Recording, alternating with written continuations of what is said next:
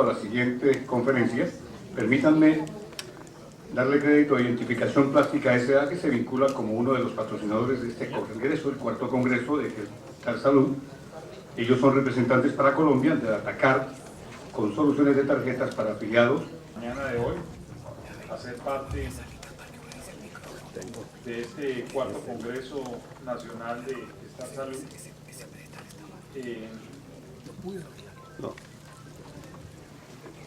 Sobre todo el tema de este importante sector de la economía y el sector de los servicios, como es de la salud y en particular las empresas solidarias de salud, que juegan un rol muy importante en el país. De manera que quiero agradecerles a los que me han invitado, al doctor Jaime González, a todo el equipo de Gestar Salud. Y por supuesto agradecerles la invitación a participar de este tema, en particular mirando el tema del TLC y la salud. Agachado. Muy bien, voy a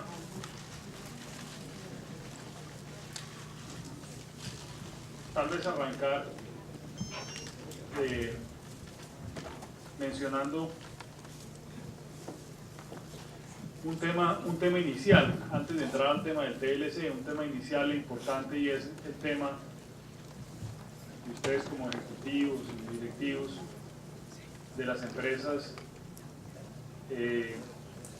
Siempre tienen en mente todo el tema de estrategia de crecimiento, cómo lograr que las empresas solidarias de salud crezcan y tengan mayor vigor, mayor solidez empresarial, mayores oportunidades de crecimiento. Y es evidente que estas empresas, pues si ya bien llevan 10 años desde que se expide la ley 100, o un poco más de 10 años, tienen todavía un potencial enorme de transformación, de crecimiento. Todavía probablemente faltan por recorrer capítulos muy importantes en la vida de estas empresas. Me ponía yo a pensar, digamos, en qué manera pueden crecer, de qué manera pueden crecer estas empresas solidarias de salud. Y uno podría decir, bueno, pueden crecer, digamos, de muchas formas. Pueden crecer atendiendo los mercados tradicionales, pueden crecer en nuevos mercados, en nuevas regiones, en la medida en que se vayan integrando y consolidando oportunidades en nuevas regiones. Pueden crecer en negocios relacionados, donde haya algún vínculo con la salud, pero no necesariamente tienen que ser los negocios típicos, sino puede haber algunos negocios relacionados, y hemos visto empresas de salud que tienen algunos negocios relacionados, o en el mismo campo de salud, pero en un ámbito de pronto por fuera del marco regulado. Pueden crecer con nuevos afiliados, pueden crecer con mercados transfronterizos y pueden crecer con mercados internacionales. Estos dos últimos quiero mencionarlos de manera especial, porque en el sector de salud es un sector, digamos, dentro del sector servicios. Todo el sector servicios se mueve mucho hacia mercados transfronterizos. Es decir, por ejemplo, y de pronto lo vamos a ver en el curso de la presentación del día de hoy, cuando las empresas chilenas de salud piensan en sus mercados futuros, siempre están pensando en cómo vender servicios de salud en las fronteras limítrofes con Chile, es decir, los bolivianos, los argentinos, que de pronto consideran que tienen un mejor sistema de salud los chilenos, y hay un mercado en servicios transfronterizos, sobre todo en regiones limítrofes, sobre todo en ciudades limítrofes muy importantes. ¿Y por qué no? También podría aparecer la posibilidad de pensar en mercados internacionales. Ustedes dirán, pero bueno, mercados internacionales para estas empresas, pues, ¿por qué no? Es decir, si Colombia, digamos, si bien es cierto la ley de salud de Chile es del año 83, la de Colombia del 93, pero Colombia relativamente frente a otros países puede llevar una ventaja. Y es muy interesante, es verdaderamente interesante empezar a mirar estas empresas ya no en el mercado colombiano exclusivamente, sino empezar a abrir también horizontes de posibilidades afuera. ¿Por qué lo menciono? Porque estas empresas que ustedes representan de alguna manera se han ido han ido avanzando, se han ido tecnificando, se han ido consolidando paulatinamente, poco a poco, y tienen, a la vuelta de un tiempo corto, tiene la oportunidad de proyectarse ya no solamente en los mercados colombianos, sino en mercados internacionales. Quiero mencionar eso, me parece que es verdaderamente importante empezar a mirar esto, no como un régimen subsidiado, como una categoría dentro del sistema de seguridad social en salud muy puntual, muy específica, sino como empresas que ustedes son, con oportunidades de crecimiento muy interesantes en mercados y en sectores que ustedes conocen muy bien, con servicios, con formatos, con canales, con modalidades que ustedes conocen muy bien, en mercados relacionados. Por eso quería que ustedes reflexionaran por un minuto en el tema, cuando le pide a una empresa cómo puede enfrentar el desafío del crecimiento, uno diría, bueno, mire la empresa como una superposición de 3 escenarios. Un escenario 1, que es donde yo estoy ahora, los negocios que yo conozco, los mercados que yo atiendo.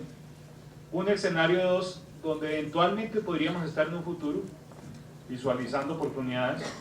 Y un escenario 3, de pronto un poco más utópico, de pronto más soñador, con utopías, con sueños, que es muy bueno que los empresarios siempre tengan también algunas utopías, algunas posibilidades.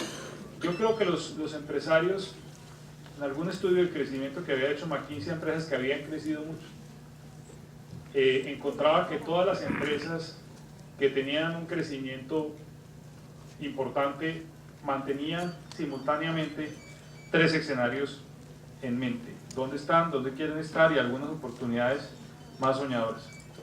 Algo de este estilo, que está un poquito aquí en inglés, pero es cómo vamos creando valor a la empresa a través del tiempo con la superposición de horizontes. Es decir, que la empresa tenga la posibilidad de superponer horizontes en el tiempo y verse en el futuro. Es decir, digamos, ya un poco para entrar en cómo estrategias de crecimiento uno podría crecer con geografía, es decir, nuevos mercados, nacionales o internacionales, con nuevos clientes o con una gama de productos. Es justamente en esas 3 dimensiones que de pronto uno puede visualizar estas empresas. Ustedes me dicen, bueno, geografía sí. ¿Qué le impide a estas empresas solidarias de salud atender mercados centroamericanos o mercados venezolanos o otros mercados? Sí, la regulación, pero si la regulación va permitiendo una integración de servicios, pues hay que empezar a pensar en esto. O nuevos productos es dentro del sector salud, que otras cosas podemos inventar, o nuevos clientes, ¿por qué no? Aunque parezca utópico, entraran en mercados en régimen contributivo, otros mercados, otros clientes, etc. Esta es como un poco la estrategia de crecimiento, los negocios ya existentes, o con diversificación, negocios relacionados, o incluso negocios no relacionados. Estamos como para ver todas las alternativas. Por supuesto no es que esté recomendando ninguna, sino simplemente cuando uno piensa en cómo crecer, pues ahí hay unas grandes oportunidades. Sí, mejor. Ahí no.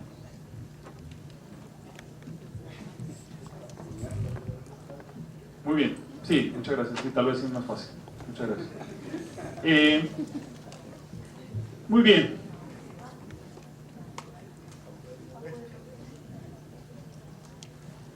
Entremos ya al tema del TLC, y de alguna manera entremos al tema del TLC en el caso de las empresas solidarias de salud.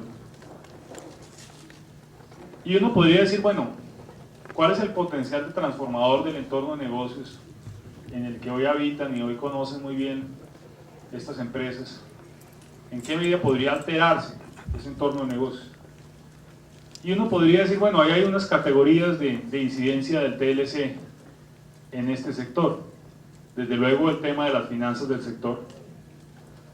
¿Qué medida pueden o no afectarse las finanzas del FOSIGA? De alguna manera, ustedes mejor que nadie saben la dependencia tan grande que se tiene de las finanzas del FOSIGA a la suerte de estas empresas. Los mercados del sector, ¿qué medida aparecen o no? Mercados, regulación de mercados, mercados transfronterizos, nuevas oportunidades de negocios. Yo creo que eso es supremamente importante. La competencia del sector, si pueden aparecer nuevos actores o no pueden aparecer nuevos actores. El ambiente competitivo, cuál es el grado de intensidad de la competencia que puede llegarse a dar. El tema de medicamentos, que está, digamos, de alguna manera asociado a toda esta discusión. Si hay nuevos precios para los medicamentos, si se van a encarecer o no se van a encarecer. En fin, son muchos los ámbitos de preocupación. Entremos a explicar un poco o a compartir con ustedes por qué es que Colombia se ha enfrascado en esta discusión del TLC. Antes de entrar a mirar ya el tema del sector, miremos de manera genérica el tema del TLC. ¿Por qué Colombia se ocupa hoy del tema del TLC? Yo creo que por estas razones que aparecen allí. Es decir, que de alguna manera, al firmar estos acuerdos de libre comercio bilaterales, la percepción que hay de los gobernantes es que de alguna manera se puede generar bienestar a los consumidores por rebaja de precios, un entorno y un ambiente más competitivo. Se pueden generar nuevas oportunidades para el sector productivo, es decir, pueden aparecer cercanía a nuevos mercados que hoy no existen, facilitar negocios. Un tercer tema, puede atraer la inversión extranjera y doméstica. Países que tienen acuerdos bilaterales, por ejemplo con los Estados Unidos, claramente tienen más atractivo para ser destinos de inversión extranjera. ¿Por qué? Porque habrá mucha empresa japonesa, europea o china que, amparado por un acuerdo bilateral con los Estados Unidos, quieran localizarse en Colombia y quieran usar esta como su plataforma de negocios. Y de alguna manera, digamos, en la competencia por la inversión en la que está el mundo, pues los acuerdos juegan un papel muy importante. Es decir, que cuando se firman estos acuerdos es porque también estamos en el mercado de la competencia por atraer inversión extranjera. Puede ayudar a elevar la productividad y la transferencia tecnológica y puede ayudar a impulsar reformas institucionales relacionadas que pueden ayudar a mejorar el desarrollo de la economía. ¿Qué otras razones? Bueno, que por la vía del ejemplo, por la vía, digamos, de ver a los vecinos, nos hemos dado cuenta que no es tan mal negocio el tema de los acuerdos. Cuando uno mira a México y Chile, hay muchas miradas a México y Chile, unas buenas, otras no tan buenas, pero en el neto uno sí tiene la percepción de que estos países han ganado y se han transformado más velozmente gracias a estos acuerdos. El empleo es un indicador que muestra, por ejemplo, en México, unas tendencias de un desempleo de un dígito, un país que no tenía desempleo y ha ido, digamos, llevando a niveles de 4, 5, 6% en desempleo. Es un indicativo que la sociedad como un todo tiene un ritmo de cambio más grande. Hay algunos que dicen, bueno, pero México no está creciendo tanto, ¿cuál es el punto? Pero digamos, la tendencia es uno a observar que han tenido un desarrollo mayor. Y el caso de Chile, que es más reciente, porque Chile vino a suscribir su acuerdo hace pocos años, más bien pocos años, pues realmente muestra que ha empezado a crecer más rápidamente en los últimos años, ha empezado a crecer mucho más rápidamente y a atraer inversión internacional para entrar al mercado de los Estados Unidos desde Chile, con una localización en Chile. Entonces Colombia se hace la pregunta y es, ¿podrá Colombia quedarse sola por fuera de dar la espalda a estas realidades económicas internacionales ya cuando entra Centroamérica en el CAFTA y entran otros países? Y Colombia se queda sola, digamos, de pronto esperando que las cosas se arreglen solas, o más bien dice, hombre, o entramos a estos acuerdos de comercio o desafortunadamente van a coger ventaja muy grande países que hoy son vecinos o que hoy están en el mismo concierto de las naciones latinoamericanas. De pronto empieza a haber ya diferencias en las posibilidades de crecimiento regional. La otro argumento es que las concesiones unilaterales que dieron el APDEA son temporales y tienen punto final a la vuelta de un año, es decir, ¿qué beneficios tendrían algunas industrias cuando se terminen estos beneficios de concesiones unilaterales?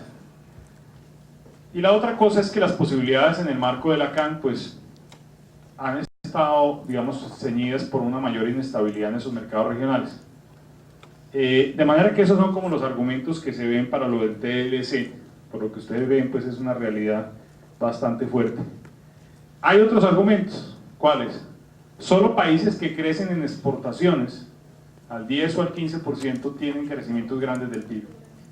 Si ustedes miran dónde está Colombia, Colombia está con su no muy elegante 3,5 o 4% de crecimiento y con un crecimiento de exportaciones un poquito superior. Pero si ustedes van a un país como India, Corea o China, el gran éxito de estos países es su crecimiento de exportaciones. En la medida en que crecen más exportaciones, la posibilidad que la economía como un todo engrane mejor es más clara. Es decir, como que las exportaciones de alguna manera ayudan a jalar el crecimiento de la economía, a darle confianza y al crecimiento de la economía. O mirado en esta gráfica, países más globalizados con una tasa promedio del 4,4% en el periodo 90-2001, países menos globalizados con una tasa de crecimiento del 0,9%. Como que la integración económica internacional ayudara al crecimiento de las economías. ¿Por qué? Porque están más abiertos, tienen más flujo de inversión, tienen mejores precios, son más competitivas, más integradas al mundo. De alguna manera eso repercute en el país. Ahora bien, surge un nuevo elemento. ¿Cuál? El tema de China, del que se ha hablado muchísimo. ¿Cuál es el tema de China? Bueno, el tema de China todos lo sabemos, ¿sí? China es un país intensivo en trabajo y escaso en capital, y está creciendo a tasas vertiginosas. Entonces, en el mercado financiero internacional, el mercado de capitales internacional, se va a ver con mucho interés llevar capital a China y de pronto sacarlo de Latinoamérica, sacarlo de algunos países. Y probablemente entonces, si Colombia de pronto no entra en el acuerdo de libre comercio, probablemente mucho de ese capital que podría llegar a Colombia se iría realmente directamente a China. De manera que hay que hacer una competencia por atraer inversión extranjera, y el argumento de China lleva a que necesariamente Colombia visualice la necesidad de firmar su acuerdo. Es necesario mejorar las condiciones para atraer inversión extranjera, y el impacto de China, digamos, tiene dos dimensiones. De un lado, el país que va a absorber capital del resto del mundo, y si Colombia se descuide, el capital que de pronto hubiera llegado a Latinoamérica se va para China, y es una realidad, y nos condenamos de pronto 1 década, 2 décadas más a la posibilidad de traer de pronto mayor inversión. Y número dos, en el ambiente de los Estados Unidos, que está ofreciendo hoy la posibilidad del acuerdo de libre comercio, empiezan a haber tendencias proteccionistas. Es decir, con la dificultad del crecimiento en los Estados Unidos, con la dificultad, digamos, del ritmo de negocios, pues evidentemente los congresistas, tanto colombianos como en el caso puntual de los Estados Unidos, los congresistas norteamericanos, empiezan a ver que estos acuerdos tienen costos domésticos y empiezan a pensar de que es mejor no volver a firmar acuerdos. Es decir, que este impacto de China es un impacto psicológico de protección en todos los países del mundo. Y obviamente podría llevar a que después de que se firme o no el acuerdo de libre comercio con países andinos, se dejen de firmar acuerdos por un buen rato. Es decir, no hay en el horizonte, digamos, de los Estados Unidos más firmas de acuerdos. Por el contrario, el año entrante hay renovación del Congreso de los Estados Unidos, el año entrante hay nuevos congresistas probablemente que llegan electos con una agenda un poco más proteccionista que la que ha habido ahora. Eso le pone a la agenda de negociación colombiana un elemento importante. No es que uno, digamos, sienta que es ahora o nunca, tal vez no, pero sí claramente sí tiene que advertir que la mentalidad de los congresistas está cambiando porque hay más dificultad en los negocios en los Estados Unidos, y probablemente se firma lo de región andina y no se vuelven a firmar acuerdos comerciales por un buen tiempo. Entonces, cuando uno dice, bueno, ahora o nunca, de pronto pues hay que escuchar eso un poco, porque la cosa, digamos, política es inestable y hay una tendencia hacia el proteccionismo. El efecto China es demoledor. Miren lo que exporta y lo que importa China como porcentaje del Producto Interno Bruto de su país. Es decir, China es un país que exportaciones más importaciones lo azul y exportaciones lo rojo, es el 80% del PIB de su país. Estados Unidos es un país realmente donde las exportaciones o las importaciones solamente llegan a ser como el 20% del PIB. Pero eso hace que este país, digamos, de alguna manera tiene una enorme incidencia del Producto Interno Bruto sobre el comercio exterior del país. Es decir, China depende 100% del comercio exterior. Esto es un país que depende 100% del comercio exterior. Bueno, ¿en qué va el proceso de TLC en Colombia? ¿En qué va el proceso de TLC en Colombia? ¿Sí? Y aquí me voy a apoyar en una presentación que hizo Hernando José Gómez, casualmente aquí en este centro de convenciones hace unos días, en el marco de la asamblea de la ANDI, que él hace una presentación y quiero compartir con ustedes algunos elementos que él dio ese día. Hernando José decía, mire, esto funciona de esta manera, son varias rondas hasta la ronda 12, 13, y se van desarrollando todas estas etapas. Nosotros estamos como por acá.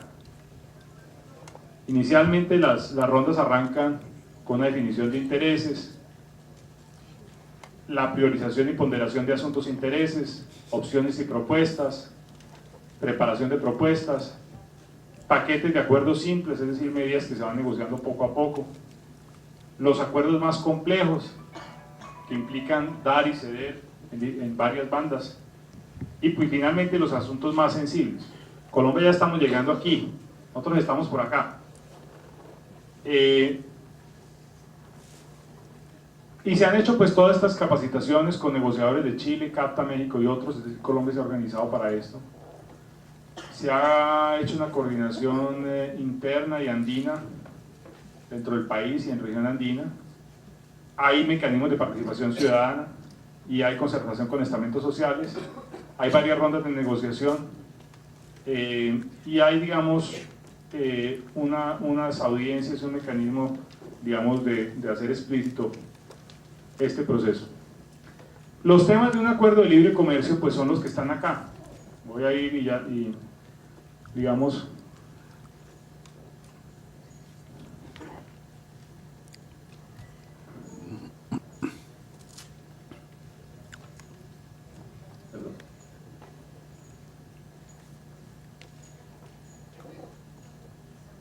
a ver, los temas de un acuerdo de libre comercio son los que están acá. Esto que dice la mesa. Aquí están los acuerdos. Es interesante hablar de eso por un segundo. Uno piensa que los acuerdos de libre comercio son una negociación de aranceles. Reduzca aranceles aquí y allí y chao. No, resulta que hoy en día los acuerdos bilaterales son verdaderos tratados que tienen todo tipo, digamos, de acuerdos, en todo tipo de materias. El solo acuerdo, digamos, de NAFTA que se firmó en el año 93 con México, Canadá y Estados Unidos tiene más de 1000 páginas, porque, digamos, trata de muchos temas, no solamente el tema de aranceles, sino hay varios temas sobre las normas de origen, sobre las telecomunicaciones, sobre, digamos, las compras del Estado, sobre la propiedad intelectual,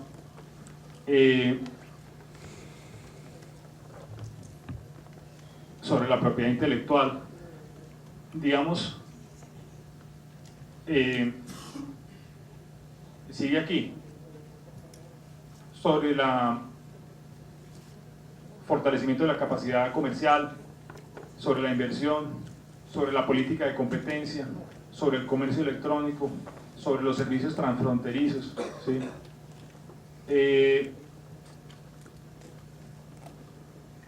Y también, por ejemplo, sigue aquí, sobre qué se ha negociado, digamos, miremos puntualmente qué se ha negociado y sobre todo aquí está el tema, digamos, de propiedad intelectual. El tema, digamos, de acceso a mercados, se han negociado ahí algunas cosas, no me voy a detener sobre eso en este momento. El tema de servicios financieros, solo para puntualizar, es la aceptación por parte de los Estados Unidos de tener la posibilidad de adaptar controles de flujos de capital de corto plazo. Estas economías sufren mucho, digamos, de capitales golondrina que vienen, están un tiempito y cuando quieren se van, y al salir del país generan una gran corrida de depósitos en el sistema financiero con efectos muy perniciosos sobre la economía. En el tema, digamos, de patentes, que es un tema, digamos, de propiedad intelectual que sé que es importante discutirlo acá, pues se ha negociado un paquete de patentes con aspectos de procedimentales, patentes de plantas, animales, métodos terapéuticos, usos, entre otros.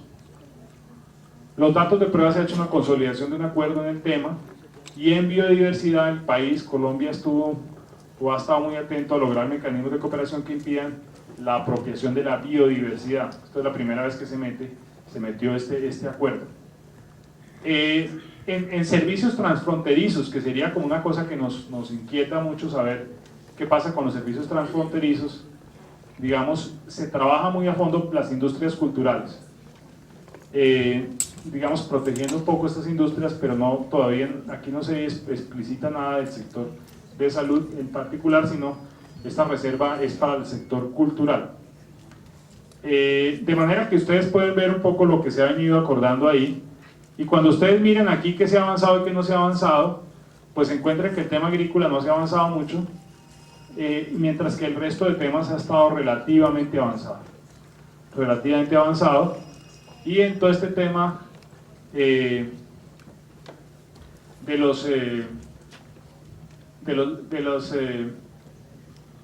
dice aquí? Las medidas sanitarias y fitosanitarias también es un tema que está como pendiente. En general se muestra un gran avance del cronograma de negociación. En general se muestra un gran avance del cronograma de negociación. De manera que yo diría,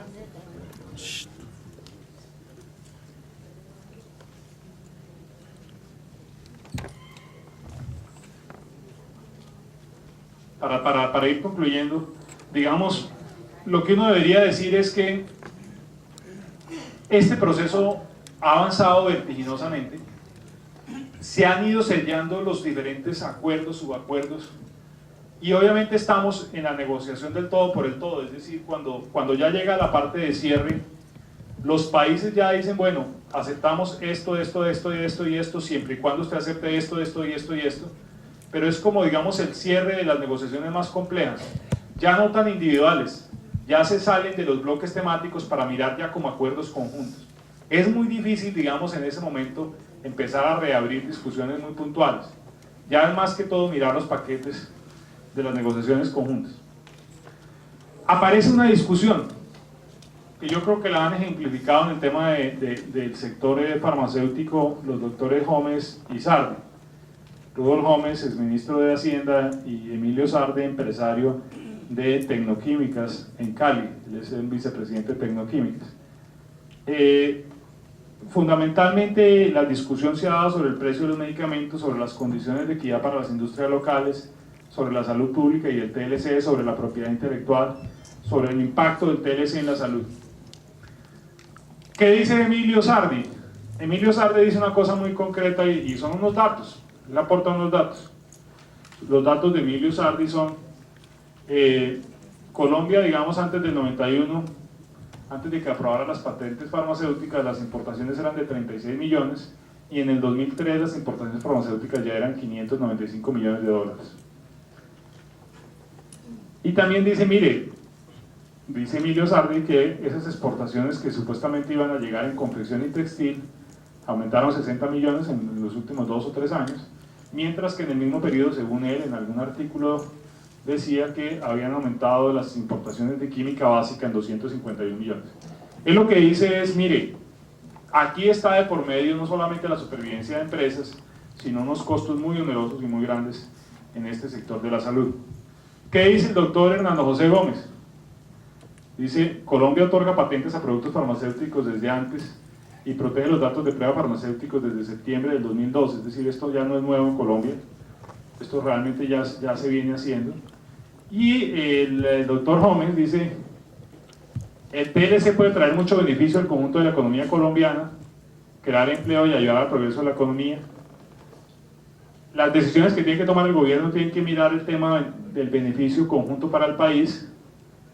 Colombia debe respetar la propiedad intelectual en las mismas condiciones como lo han hecho los chilenos. Es decir, el doctor Gómez lo que dice es, el tema de derechos a la propiedad intelectual es un tema, digamos, que de alguna manera ya tiene un recorrido, y Algunos otros analistas, y le pedí por ejemplo a una persona que es muy juiciosa, analista del sector salud, que me hiciera una proyección del efecto del TLC en la salud, y ella me hacía esta reflexión que quiero compartir con ustedes. Este es un email que ella me manda, yo le digo, oiga, ¿qué piensa usted de lo de la salud? Y entonces ella me manda muy juiciosamente el siguiente comentario, que dice, si la negociación sobre propiedad intelectual y patentes es tal que los precios de dichos medicamentos u otros en el plan obligatorio de salud se vuelven precios de monopolio y se mantienen por varios años, el costo de provisión del POS se subiría, y muy posiblemente subiría por encima del ajuste anual que hace la UPC, que definiría el Consejo Nacional de Seguridad Social. Esto pondría en dificultades financieras a las ARS, las solidarias y las no solidarias, en el régimen subsidiado, y también a las EPS en el régimen contributivo. De manera que los efectos que pueden tener las negociaciones sobre los precios de medicamentos y también de insumos médicos, muchos de ellos importados, pueden traducirse en presiones inflacionarias y menor capacidad para expandir la cobertura.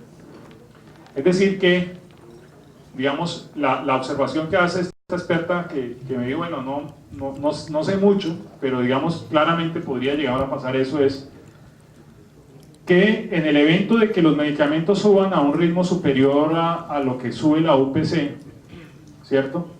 A lo que hace la UPC, pues probablemente puede haber un efecto de estrangulamiento del sector por la vía de unos costos crecientes y unos ajustes en la UPC que no pueden crecer tanto, y de alguna manera esto terminaría, digamos, por incidir en la capacidad que tendrían las empresas solidarias de salud de expandir cobertura. Es decir, digamos, ustedes como sector de las empresas solidarias de salud se preguntan, bueno, ¿qué efectos tiene esto sobre nosotros? Sí, en efecto puede tener un efecto complejo, digamos, en los costos, y un efecto complejo en la cobertura a mediano plazo. Eso es una realidad, no hay que negarla,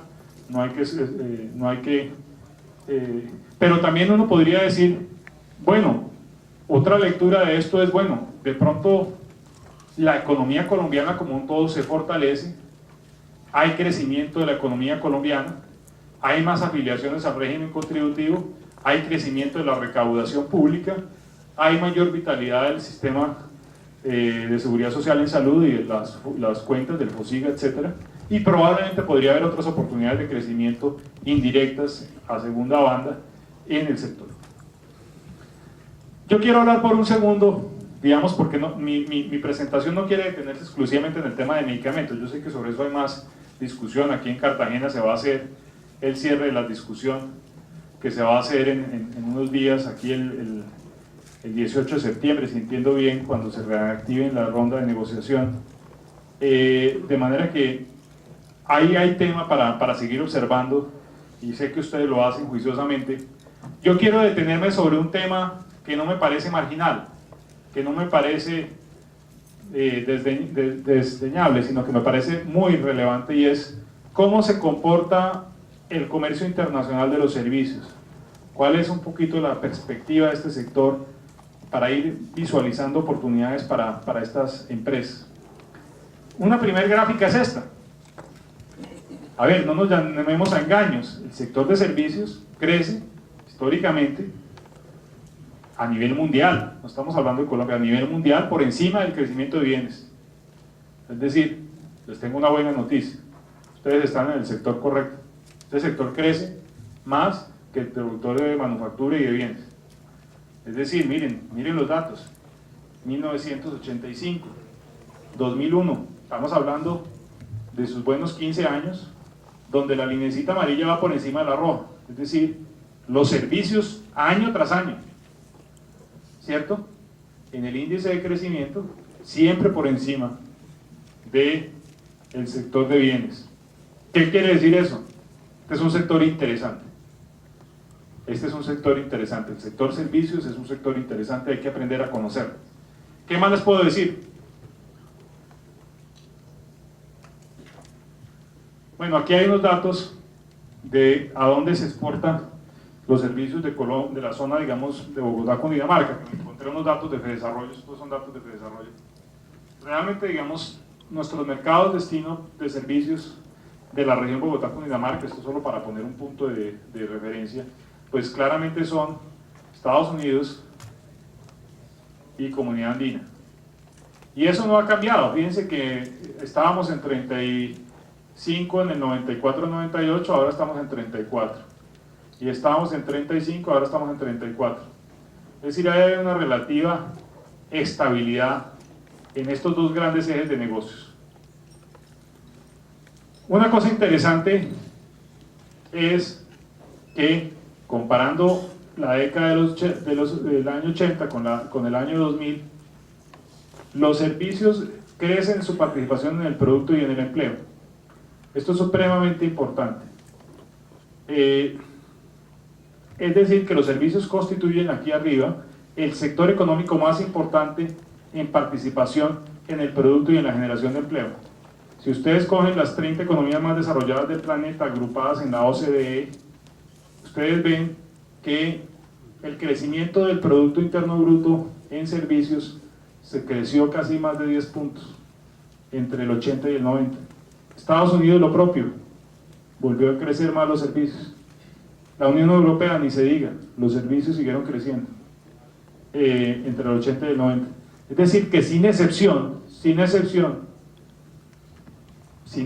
en todos los países, tanto como porcentaje del PIB como porcentaje del empleo, ustedes ven que lo que crece es la participación en el PIB de los servicios y la participación en el empleo de los servicios. Es decir, esto lo que indica es que este sector tiene un potencial de crecimiento muy grande, y así lo están mostrando tanto las economías más desarrolladas como Colombia. Colombia no es la excepción. Colombia, el crecimiento de los servicios, el crecimiento de los servicios, tanto en el Producto Interno Bruto como en el empleo, tanto aquí como aquí, el crecimiento en Colombia es muy importante. Es decir, este sector es un sector sumamente importante. Y hay 4 caminos del crecimiento del comercio de los servicios. Esto también es un poquito recogiendo la literatura, digamos, la literatura sobre el desarrollo de los servicios. ¿Qué pueden hacer los servicios para crecer ya en el plano del mercado internacional? 4 cosas, 4 cositas pueden hacer. La primera, comercio transfronterizo. Y es cuando, por ejemplo, ustedes le apuntan al mercado binacional con Venezuela, o con Panamá, con Ecuador, en fin, con los países limítrofes, ¿por qué no?, en Centroamérica, etcétera, y ofrece servicios transfronterizos. Por ejemplo, cuando pienso en Centroamérica, pienso en la posibilidad, por ejemplo, de usar las fronteras que tenemos marítimas con países del Caribe, como Nicaragua, etcétera. Pero es trabajar el comercio transfronterizo, muy claramente Venezuela, muy claramente.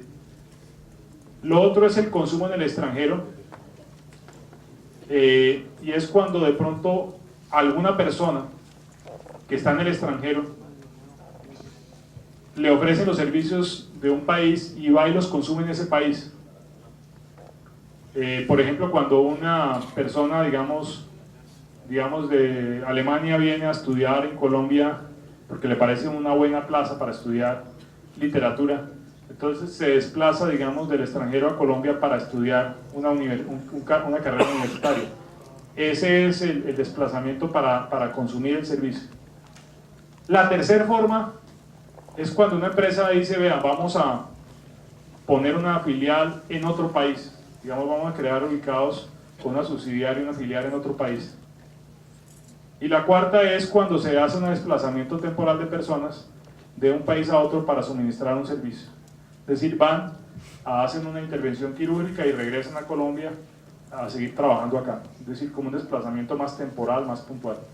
Si ustedes miran, digamos, estas son 4 avenidas de crecimiento para esta industria. El negocio transfronterizo, el negocio de los extranjeros que vienen a Colombia, el negocio de la posibilidad de instalarse con todas las de la ley, con una alianza o con un proveedor, o con un aliado en algún país extranjero, y la posibilidad, digamos, puntual y temporal de desplazar personas para suministrar un servicio. Esto es entonces una cosa general en los servicios. Esto no es solamente del sector de salud, sino en general en los servicios. Pero en líneas generales, el modo 1, comercio transfronterizo, es casi el 40%, el modo 2 es casi el 19.6%, el modo 3 es el 39.8% y el modo 4, que es más puntual, es 1.5%. O sea que el modo 1 y 3 representan el 80% del comercio mundial de servicios.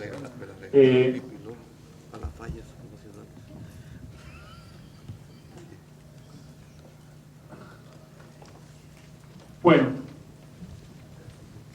¿qué barreras aparecen a este crecimiento del comercio de servicios? ¿Qué barreras aparecen? Porque recuerden que el comercio está lleno de barreras, arancelarias y no arancelarias. Los países son muy hábiles en poner barreras, algunas visibles, algunas invisibles. Sobre el comercio transfronterizo, restricciones a extranjeros de proveer cierto tipo de servicios en el país. Por ejemplo, que Venezuela dijera, miren, me da pena, pero no pueden ofrecerle a los venezolanos servicios de salud de Colombia, ¿sí?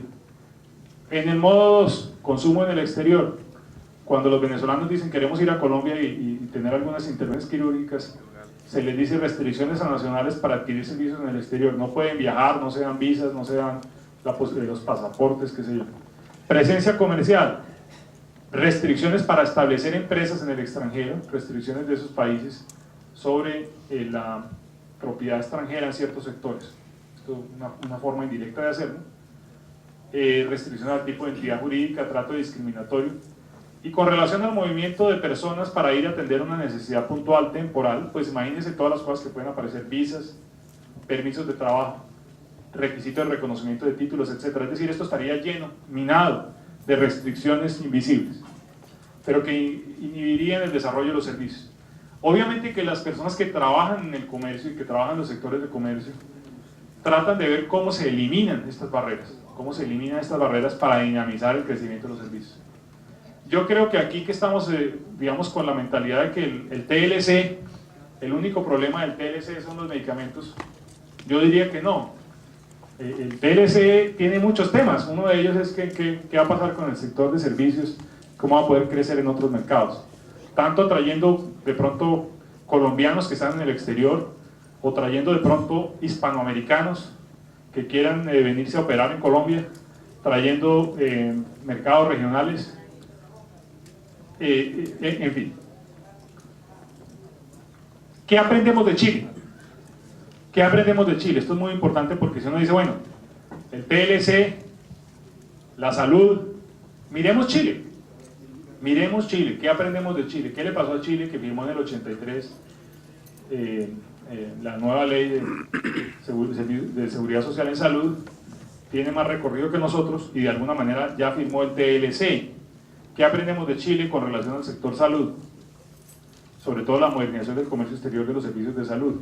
Este es un trabajo de la CEPAL, que voy a hacer uso de él para mostrarles a ustedes algunas cosas.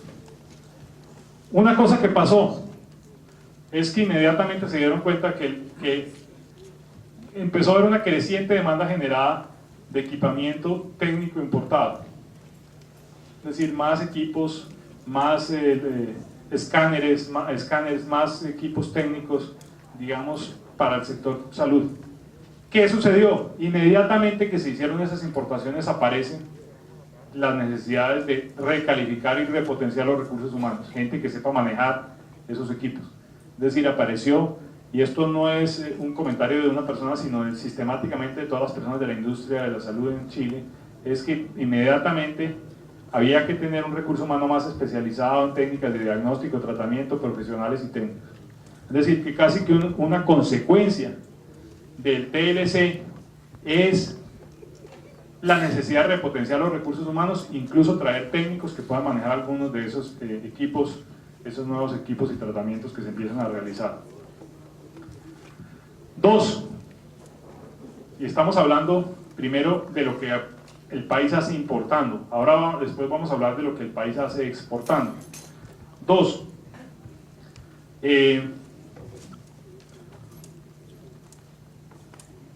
el país empezó a tener más acuerdos de joint venture, es decir, una de las consecuencias del TLC en Chile, inmediata, directa, es empezar a hacer acuerdos de joint venture entre empresas chilenas y empresas internacionales. ¿Qué tipo de acuerdo?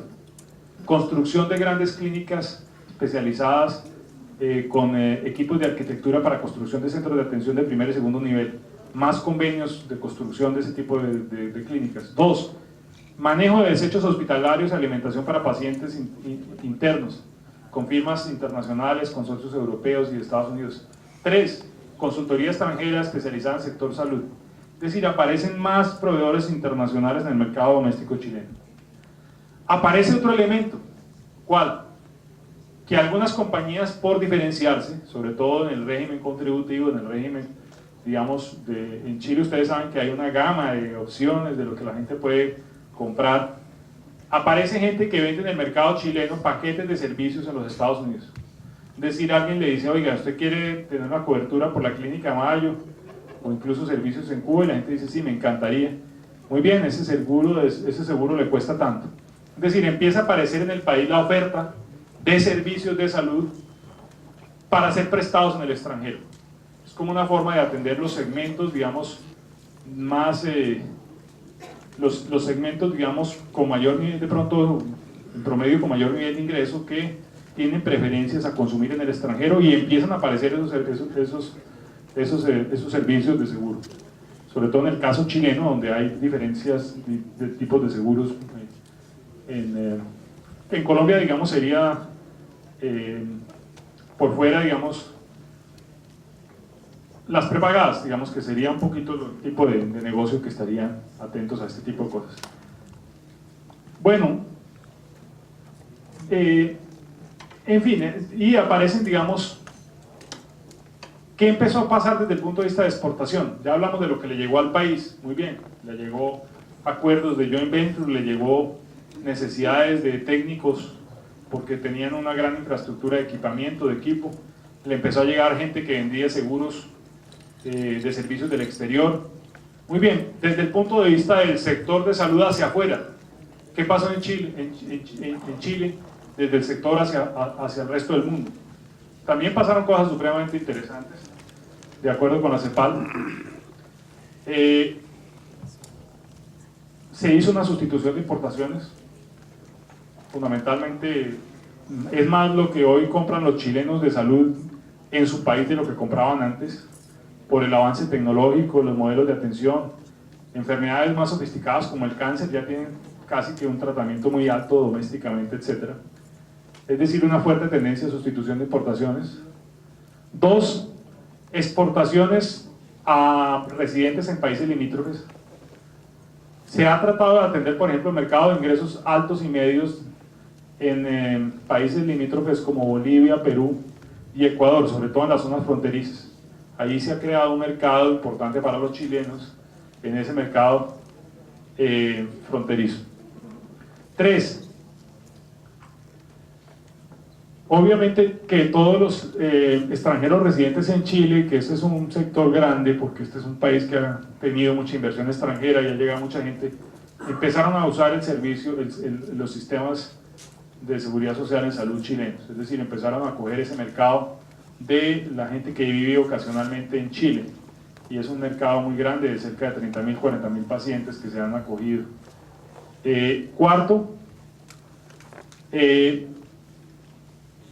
Cuarto sería, digamos, un mercado que empezaron a desarrollar. ¿Qué pasa con los chilenos que visitan el extranjero? Regular los intercambios de seguros de salud de viajeros en el marco de Mercosur.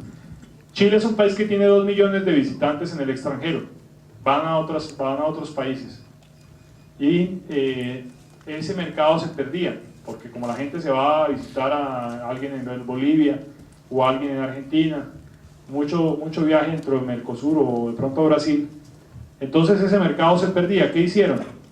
Tratar de recuperar ese mercado con acuerdos internacionales sobre seguros de salud. Es decir, de pronto un acuerdo binacional con los chilenos, con los bolivianos, para que ese tráfico, digamos, se pudiera atender y se ganara ese mercado, no perdieran ese mercado.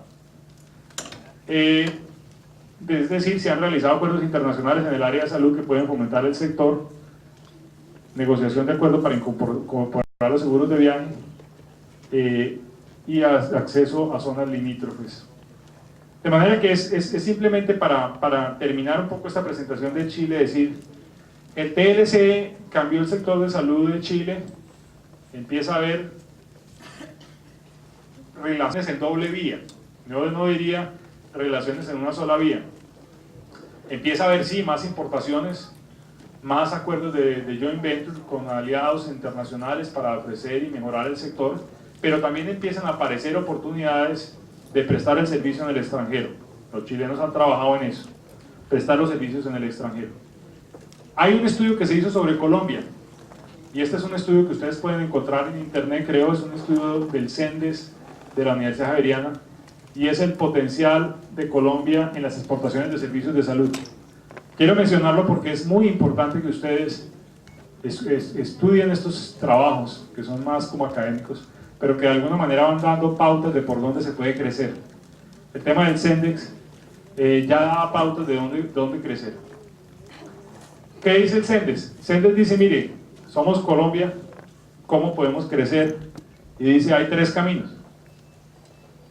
Los profesionales de la salud actuando independientemente que atienden pacientes extranjeros, estrategia de alianza o programas, y algunas IPS que de pronto puedan localizarse en el exterior por su reconocimiento, su distinción, como por ejemplo ponían ellos en el estudio el ejemplo de la clínica Barraquero. Es decir que hay 3 caminos para internacionalizar la salud colombiana. 1, los profesionales actuando independientemente. 2, las alianzas o programas. Y 3, las empresas colombianas que puedan irse al extranjero. Y obviamente que ¿de qué depende las relaciones con el exterior en salud? ¿De qué depende las relaciones de Colombia con Comunidad Andina o con los Estados Unidos? ¿De qué dependen esas relaciones para que haya más o menos demanda de salud? Depende, por supuesto, de los elementos que están ahí, los diferenciales de precios entre el mercado colombiano y los otros países, la percepción de calidad sobre los profesionales colombianos, las experiencias exitosas de algunas instituciones locales en exportación de servicios. Es decir, que hay que mirar estos diferenciales de precios, cuánto cuesta una intervención médica en Colombia vis a vis lo que cuesta en Panamá o lo que cuesta en Estados Unidos, y hacerla, digamos, para diferentes tipos de intervenciones médicas, para diferentes tipos de tratamiento, de manera que se vean dónde puede haber más oportunidades, a priori dónde habría más oportunidades. Pues CENDEX hace eso, es decir, esto ya lo hicieron, los datos ya están. ¿Qué es lo que encuentra CENDEX? CENDEX dice, bueno, vamos a establecer una función de demanda que dependa de la población en ese mercado objetivo, de la incidencia de determinado y enfermedad en ese mercado objetivo, del nivel de ingreso y de aseguramiento en ese mercado objetivo, del diferencial de precio interno y el precio externo. Entre más grande sea el diferencial, pues más fácil va a ser esa exportación. Los costos de desplazamiento, los costos intangibles, es decir, los modelos están hechos. Voy a ir redondeando para terminar esta presentación.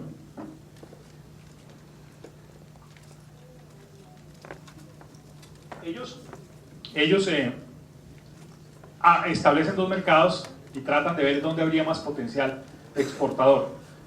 Dicen, bueno, mercado de los hispanos en los Estados Unidos y el mercado de Panamá, Salvador, Venezuela, Ecuador y Perú. Dicen, son 2 mercados, examinémoslos.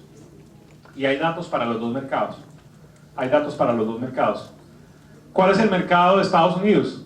Dicen, bueno, trabajemos el grupo hispano de los Estados Unidos, son 38 millones de latinoamericanos viviendo en los Estados Unidos, 20% menores de 14 años, 66% entre 15 y 64, y 12.4% con más de 65 años. Es decir, empiezan a decir, bueno, ¿de qué tamaño es ese mercado? Y en segundo lugar, ¿cuál es el nivel de incidencia de algunos tipos de servicios específicos, por ejemplo, estética, periodoncia, ¿qué dice ahí? Prostodoncia, restauración, cirugía funcional o estética, fertilización in vitro, servicios de refracción, etc. Entonces aquí están los niveles de incidencia en los Estados Unidos, según unos estudios. Y aquí están los precios internos y los precios externos. Precio externo, fíjense ustedes, es lo que, digamos, podría costar esa intervención en los Estados Unidos y el precio interno lo que podría costar en el mercado colombiano.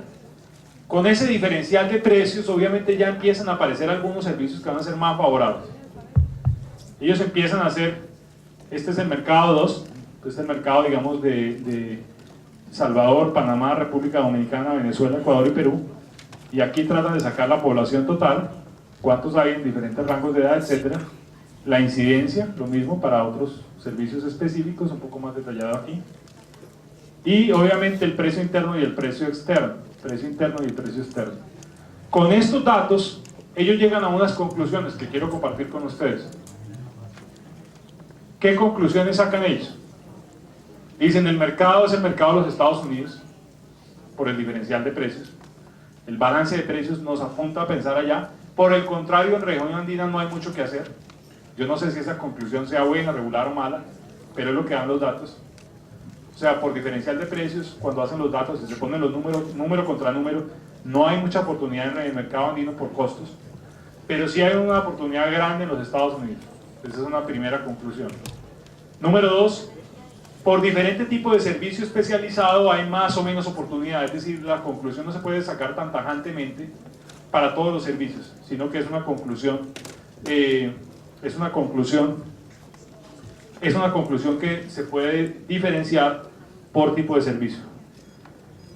Tercero, aparecen entonces unos estimativos de demanda potencial en cada uno de los servicios especializados. Ya hay cálculos. Eso es interesante para ustedes en las empresas solidarias de salud, porque ustedes, bueno, ustedes están en el negocio de la salud y hay que visualizar. Yo sé que puede haber restricciones regulatorias, legales, de todo tipo, pero hay que visualizar horizontes importantes para estas empresas, verlas como empresas, verlas con potencial empresarial, y aparecen estimativos de demanda para todos los servicios especializados. De manera que hay que mirar ese tipo de estudios hechos por más de ámbito académico, por supuesto para discusión. Algunas cifras, vi diferentes datos en dos publicaciones del mismo Sendex, pero bueno, yo creo que el mérito es que nos pone a pensar en las oportunidades de la integración y la internacionalización de los servicios de salud en Colombia, y por supuesto de las cuales no se excluye el sector de las empresas solidarias de salud.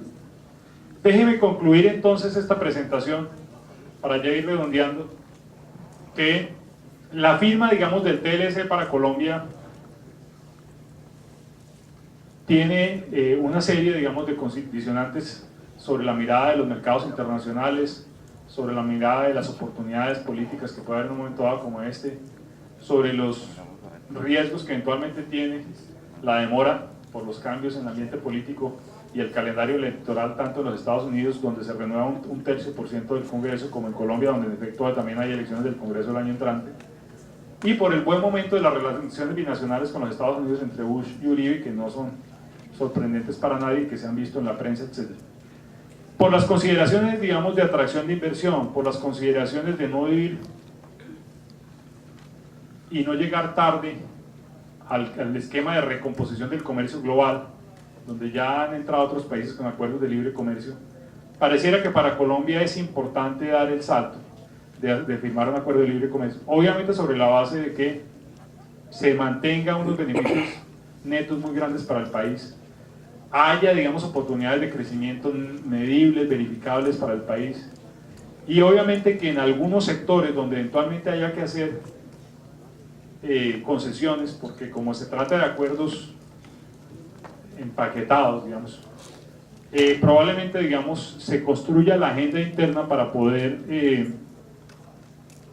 resolver algunos de los desafíos que surgen, porque surgen muchos desafíos. Pero yo diría que los acuerdos de libre comercio van en la dirección correcta.